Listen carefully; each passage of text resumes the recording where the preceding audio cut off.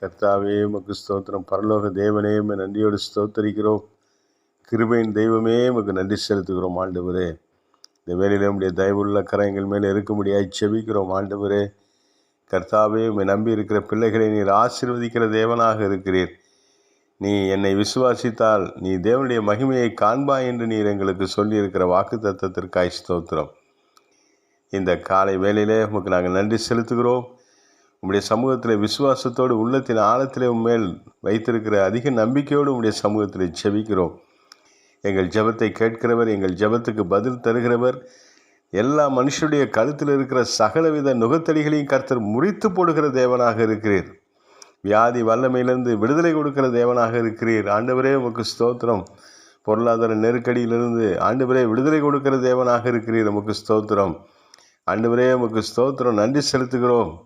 இந்த வேலையில் அப்பா முழு விடுதலையை கொடுத்து ஆசீர்வாதத்தை கொடுக்கும்படியாய் ஒப்பு கொடுத்து ஜெபிக்கிறோம். உடைய தயவுள்ள கரங்கள் ஒவ்வொருவர் மேலும் இருக்கும்படியாய் ஒப்பு கொடுக்கிறோம். கர்த்தர் நல்லவர், அவர் கிருபை என்றும் உள்ளது.